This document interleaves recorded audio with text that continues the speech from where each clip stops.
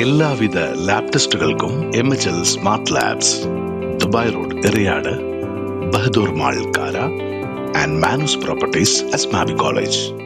കുവൈറ്റിൽ നിന്നും നാട്ടിലേക്കുള്ള യാത്രാ മധ്യേ കൊടുങ്ങല്ലൂർ സ്വദേശി ഒമാനിൽ മരണപ്പെട്ടു.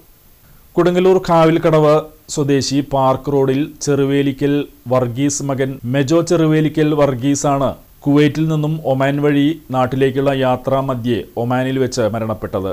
50 വയസ്സായിരുന്നു. ഡിസംബർ 25 വൈകിട്ട് കുവൈറ്റിൽ നിന്നും മസ്കറ്റ് വഴി ഒമാൻ എയറിൽ കൊച്ചിയിലേക്കായിരുന്നു മെജോ യാത്ര ചെയ്തിരുന്നത്. ശാരീരിക അസ്വസ്ഥത അനുഭവപ്പെട്ടതിനെ തുടർന്ന് മസ്കറ്റ് എയർപോർട്ടിലെ കിംസ് ആശുപത്രിയിൽ പ്രവേശിപ്പിച്ചെങ്കിലും ജീവൻ രക്ഷിക്കാനായില്ല. KMCCയുടെ നേതൃത്വത്തിൽ നടപടിക്രമങ്ങൾ പൂർത്തിയാക്കി ഇന്ന് രാത്രി കൊച്ചിയിലേക്കുള്ള ഒമാൻ എയറിൽ ഭൗതിക ശരീരം നാട്ടിലേക്ക് അയക്കുമെന്ന് ബന്ധപ്പെട്ടവർ അറിയിച്ചു.